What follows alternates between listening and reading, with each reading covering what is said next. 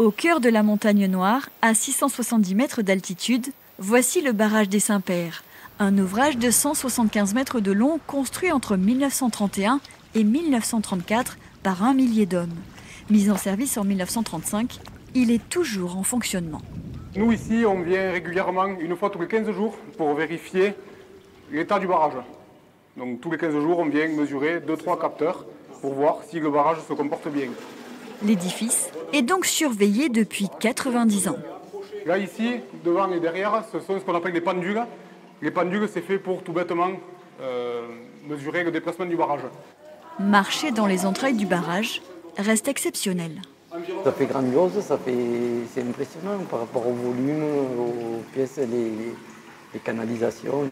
Depuis l'époque de la construction, rien n'a vraiment changé. Les ingénieurs des années 30 avaient réalisé les bons calculs. On a quand même derrière nous 50 mètres de béton pour rejoindre l'amont du barrage et 34 millions de mètres cubes d'eau, donc c'est quand même assez énorme. Le barrage fait 60 mètres, donc on est au plus bas, donc là où il y a le plus de pression.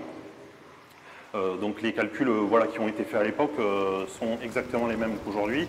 Depuis le barrage, l'eau est acheminée sur 4 km de réseau et de conduite forcée 240 mètres en aval jusqu'à la centrale hydroélectrique.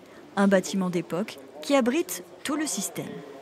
Tout ce qui est peint là en vert et jaune sont d'époque. Et après, à l'intérieur, vous avez la turbine qui, elle, a été remplacée déjà plusieurs fois.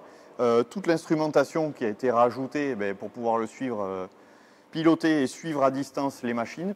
L'électricité est produite en fonction des besoins. Quand il y a un manque à 18h, 19h, quand tout le monde rentre à la maison, au pic de consommation, on vient démarrer les machines. Très rapidement, on peut injecter 10 MW sur le réseau. Les évolutions technologiques ont modifié la vie de la centrale, désormais entièrement automatisée.